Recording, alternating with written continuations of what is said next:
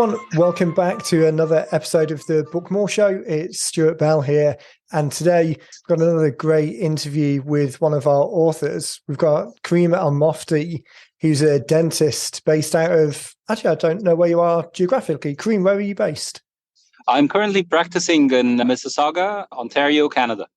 Ah, fantastic. So Karim's on the fly, joining us on the move. So if you're watching the video, don't be surprised that it's his thumbnail and you don't see him talking. But we really wanted to grab the moment and get this recorded. So I guess the best place to start is, Karim, if you share with people what the business is and then who it is that you're serving at the moment, and then we can jump off from there. Okay, perfect. Hi, Stuart. How are you? Thank you for hosting me here and having this conversation. I am very happy to be telling my story. I'm very excited about this book. So my name is Karim ElMofty. I'm a dentist. I work in Mississauga, Ontario. I have advanced training in children dentistry, pediatric dentistry.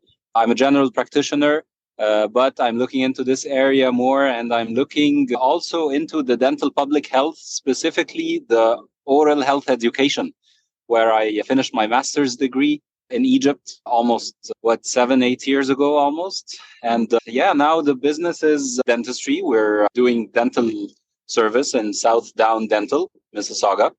I work with my partners / mentors, Dr. Khaled, Dr. Bob Vavaroutsos, who both co-authored the book. I work with them. I learn from them. It's a great team we have here. I'm focused towards oral health education as well. So this also triggered the book to try to provide answers and to tell the story of how to take care of your children's teeth, basically. It's such a great niche because there is an education piece that's missing, I think. I remember I'm 46, 47. So I remember back when I was in school, there were dental hygienists in the school would come around every so often, but hearing parents talk now, I'm not sure whether that's the case. And again, that was in the UK, so maybe that's never been the case in North America. But the opportunity to share information with people in a pretty accessible way, I'll make sure we link to the book, or the cover of the book, in the show notes. So it's such a great and engaging cover. And this idea of talking to parents about how they can make better choices, did you find that was a problem? People were coming in and really not knowing what the best choices were to make and looking for that information? Unfortunately, yes. And of course, to varying degrees. So you mentioned being located in the UK now. I'm working out of Mississauga, Canada. I used to live in Egypt before, where I did most of my education. I had some training in the States, had some brief training in China. So everywhere you go, the information is out there. But I don't know, the saying that we live in a world today where information is abundant, but the actual answers to questions is scarce, right? So, of course, you can Google anything, you can look for anything on Bing, you can use any search engine you can think of, but now ChatGPT, it seems. But where is the actual answer to the question that I have? So I can't really call it a problem, because everywhere you go, there is an ongoing system that makes sure that people get the answers to the question and understand how to take care of their health, how to take care of their teeth. Everyone who goes to a doctor, the doctor will tell him a little bit about how to do that. But we can always benefit from more simplification, more facilitation of the science, of the current science, because science is always changing. Methods that used to work 10 years ago, maybe we have better methods today, maybe. So this is what I'm talking about. It's not a problem, but we can definitely benefit from more information about the topic, especially when it's directed to the parents they just really do what their best. They just really do want to do what's best for their children. So, It's in a moment in their life when they're kind of desperate for information and really trying to be as helpful as possible. This isn't a situation where there's a pressing need that they need to resolve the problem and a passionate desire to make the right choices, because they're kind of very tuned into the long-term consequences. Yes. And also, Yes, go ahead. Sorry. Go ahead. I was just going to say, I liked what you were saying as well about there isn't a shortage of information out there these days. 2 minutes of Googling for something and you'll find a wealth of information, but that doesn't necessarily help in the final decision of what the instruction is or what the practical advice is. There's a lot of theoretical advice and a lot of conflicting advice.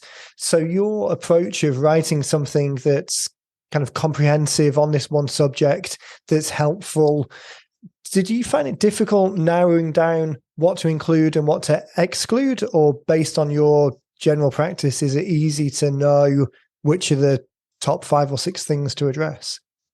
So that's a very good question, because actually you pointed at exactly the technique I used to arrange the subjects in the book and to narrow down the different topics I'm talking about. This is not a scientific book. Like, if you're looking for the science and the evidence, and there's no shortage of that. You will know how to find it in different types of books. Right. And at the same time, this is not a book that's talking about recent trends and all of this direction. Also, there is another book for that. But this is actually a book that was put together from, you can call it, the frequently asked questions that all the time we are trying to answer in different ways. So the challenge was actually not to look at different topics to talk about. The challenge was how to simplify the information, try to put it down in a practical way, and at the same time make people understand that every case will always be different. Every person is different. Everybody is different. So of course you have to seek medical advice, but the general advice as to how to take care of your health, it will remain general, right? Yeah. So that was the challenge, how to narrow it down, but at the same time, it's impossible to target health advice to every person in the world in one book. It doesn't work this way.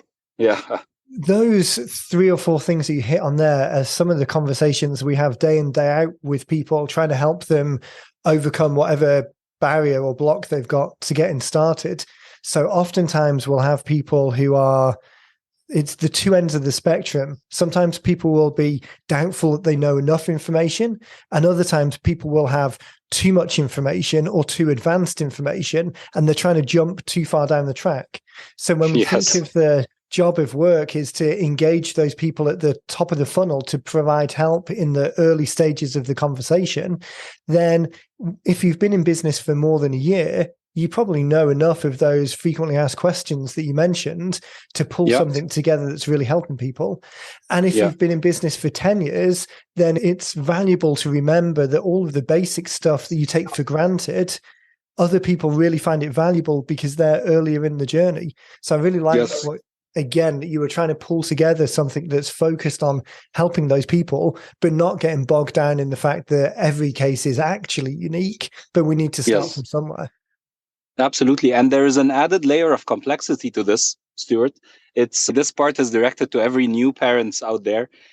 When you're a new parent, the amount of work that you have to put into your everyday life, the lack of sleep, the motivation to do everything in the perfect way to your child, all of this adds a lot to the pressure to new parents, and how to integrate this health message, this oral health message, into their everyday life.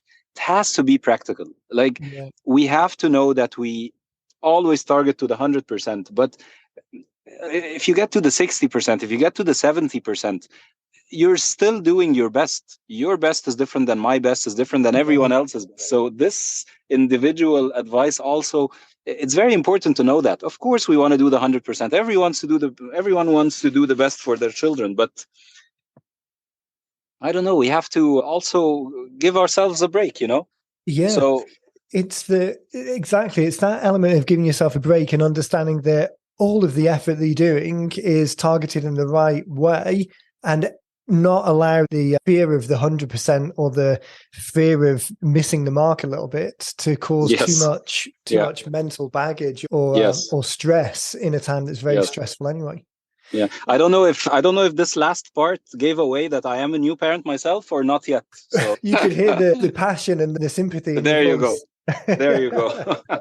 Well, you're getting that exact experience out of dentistry, which obviously is your field of expertise, you must notice it in all of these other ways. I think it was a TV show or movie, or I've heard it in some marketing speak, the example of someone going in and buying a baby carriage or baby stroller, a baby chair thing, and the salesman saying, well, we've got this model and this model, but for people who really love their children, then there's this model, which is $1,000 more expensive.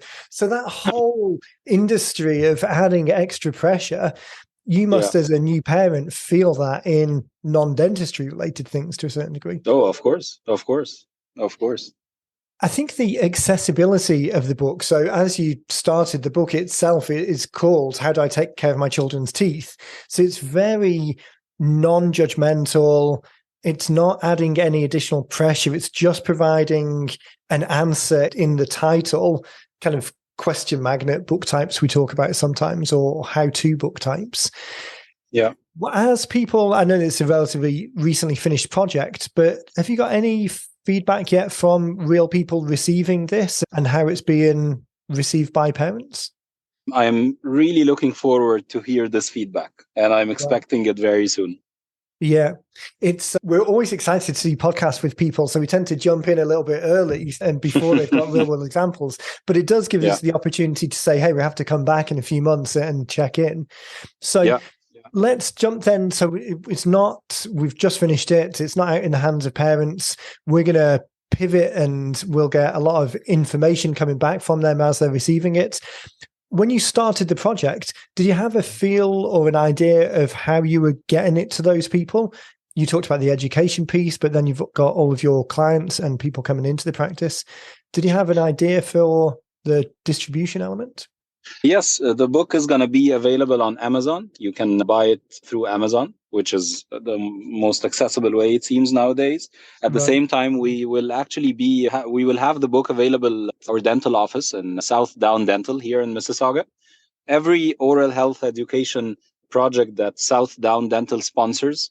So Southdown Dental, we really believe in community engagement. We really believe in the spread of the oral health message. So they sponsor sessions to go to schools around, to go to all different groups of people to teach them about oral health through a company called KnowDental I started. We use educational games and tools, and we make the oral health message fun and reachable and accessible. So anyways, in any way that Southdown Dental is reaching out to people, most probably this book is going to be distributed out and given to our audience. Together with two other books, actually, that were previously published by Dr. Khaled, who are available right now at the office as we speak. So we really believe in spreading the information out. That's really the bottom line. And what a great opportunity. I mean, you can imagine the scenario where kids are coming home after a dentist has been into school and they come home with a little cheap toothbrushes, a tiny little tubes of toothpaste and a couple of flyers. But as the parents are going through the bag at the end of the day and then pull out the book, How Do I Take Care of My Children's Teeth? Accessible format, it's easy to consume. There's some clear next steps and some options that people can take towards their end. So much more engaging and starting the relationship, particularly in an area. I mean, the practice is in Mississauga. It has a geographic location to it. So being known as the people who are helping within that 50-mile radius, that's 100% of your clients live in that area. So to be able to deliver something of value, we talk sometimes in the Beyond the Book module of how to get it out there, of this idea of complementary, non-competing businesses.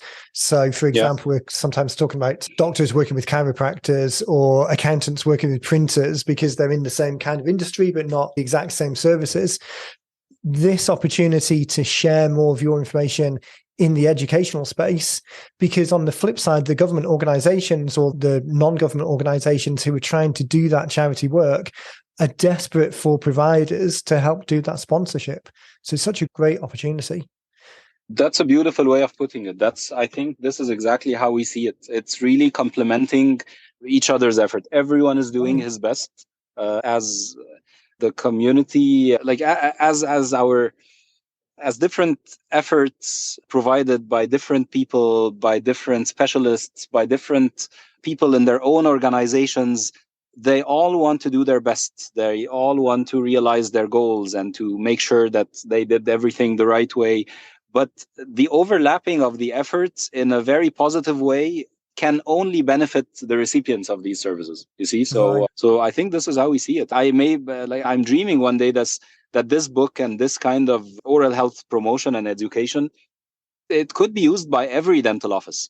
Right. So there's a couple of things that spring to mind. So we did a podcast not so long ago with a financial advisor called Bill Bloom. I'll link to it in the show notes. But he wrote a couple of books with us. One of them was called Retire as You Desire, which was a very short book, relatively speaking, but it just hit on a couple of key points and talked about a framework that they then elaborated into other things. So now the whole onboarding process from this particular channel is around this Retire as You Desire framework.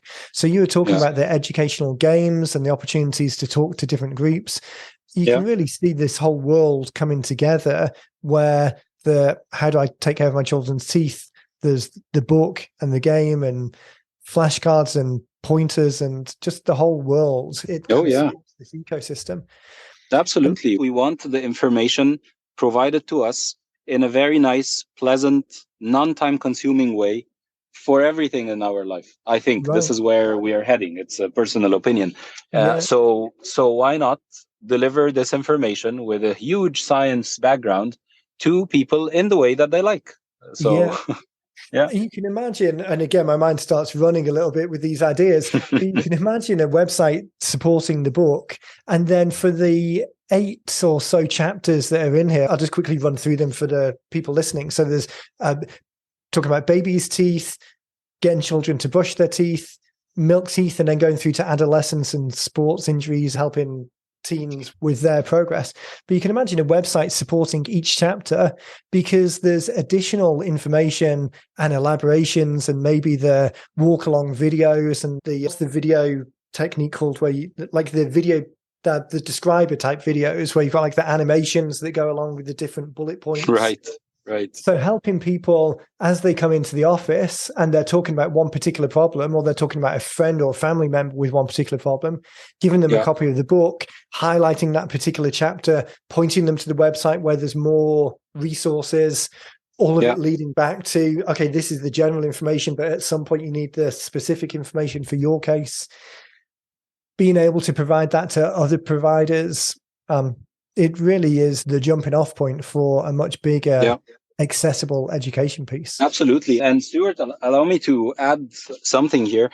This is, you can think, I like how you're running really towards the important points here. And you're talking about the digital world, of course, because this is where everything is heading, if we're not even there yet. But let me remind you that everything we interact with in the digital world, until now, in most cases, of course, is just using our visual experience, or you hear something, but the classic ways of engaging as many senses as possible and use games to transfer the information and to show people how something happens on big teeth models. Let me invite you to the website of KnowDental, KnowDental.ca. And actually the social media accounts. So you can, if you have access to a screen now, the @KnowDental, KNOW Dental on Facebook, on Instagram, on LinkedIn. So this is actually the company that does the gamification of every message there. So we have this, we show children how the cavity actually happens with a chemical reaction on teeth model. We show them how to brush their teeth in competing games. Of course, one of the options is going to be digital games and virtual reality. We're looking into this now. But old school games where you actually experience the fun of playing with something outdoors, this will always be the gold standard. So, My wife is a kindergarten teacher at a Waldorf school. So they're very, there you go. Excuse me, they're very experiential and kind of all through. They've got, I think they're 3 through 6. They've got mixed age kindergarten. So all of their day-to-day stuff is very experiential and physically connecting things with any kind of learning opportunities rather than kind of an academic first approach. I can see, I just Googled their @KnowDental I just threw that into the search engine, and there's a big picture of, I think it's you with some huge teeth. So yes, there it is. That example of being able to share, because I think it is, not only is you touched upon the pressure and the uncertainty and the concern that parents have, but also there's the things that the kids are bringing to, and they're being in an unusual environment and being disturbed about the process and potentially being in pain in the first place anyway. So being able to bridge that gap and make it just less of a daunting experience really does tie together so well. Yeah.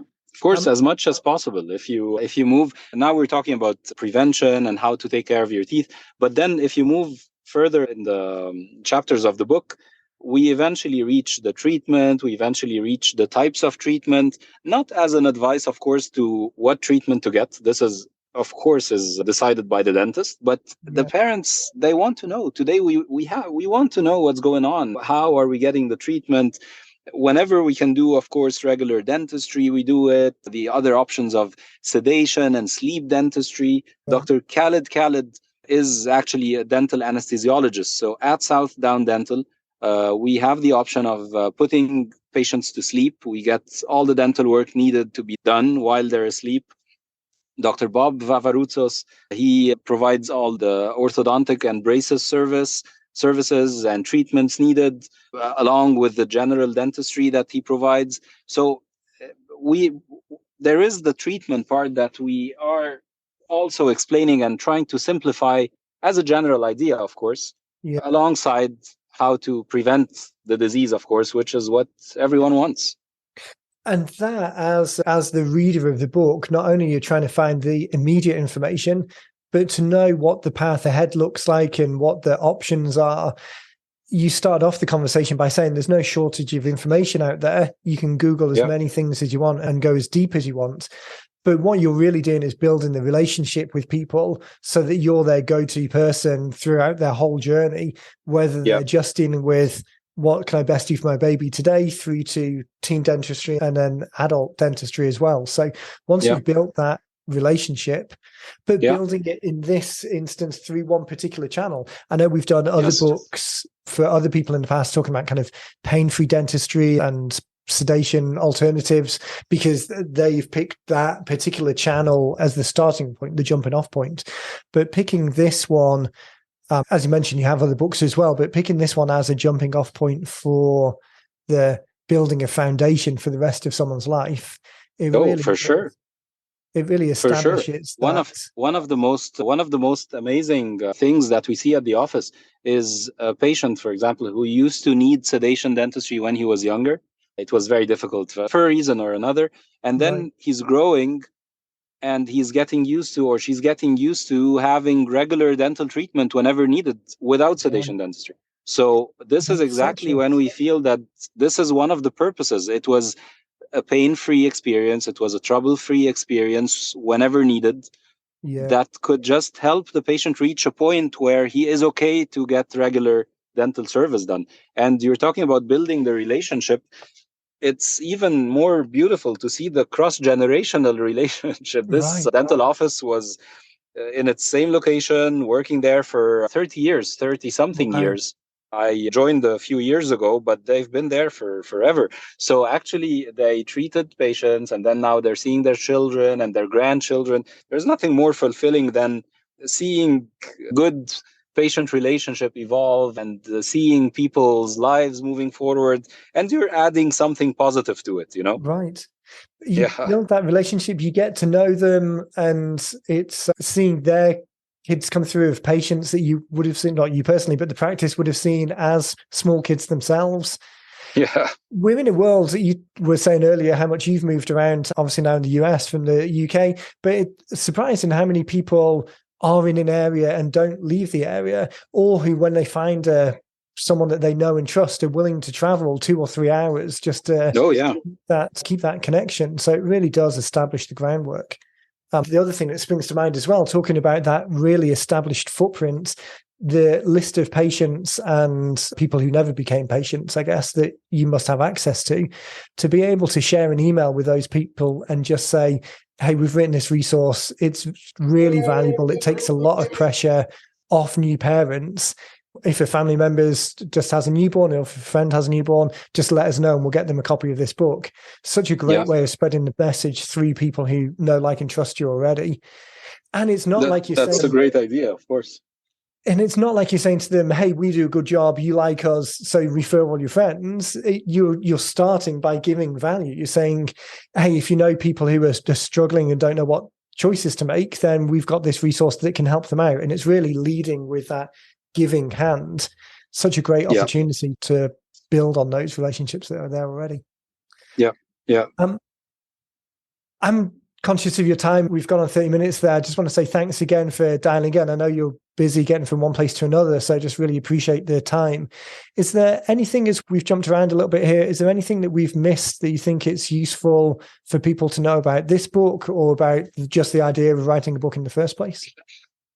I think we covered most of the important points. You actually directed me to cover most of the important points. Thank you for that. And thank you for inviting me and for allowing me to use this platform to spread the information about what we're doing, our vision to the future. No, everything I think is covered here. It's the passion of spreading information, the passion of spreading the value of what you're doing and what you wish to be more of out there in the world. And writing a book is one of the very first ways people did this and will always be the gold standard of doing this. So thank you so much. It was a wonderful conversation. My pleasure. And that's really what we're passionate as well, is helping people kind of break down that barrier. The traditional publishing world is difficult and expensive and time consuming, and it stops people from sharing a message in a format that people receive as very valuable and very, very accessible. So the more people we can help, the better. So I'm just thanks to you for coming on and sharing your story. Hopefully it encourages a few other people to take the plunge and know it's that they can kind of take from your passion and understand the importance of sharing the message. I'll make sure that we include all of the links to KnowDental and Southdown the practice, just so people can follow along with the journey. And we'll make sure we get you a copy of the podcast as well, so you can feel free to use that in any way that you help. And yeah, just really excited to check back in a few months with you and see how things have gone and give everyone an update. Wonderful. Looking forward. Fantastic. Okay, well, thanks everyone for listening. As always, we've got the video up on the website, and all of the links to Dr. Karim's information will be there as well. So check out the show notes, and we'll catch you all in the next one.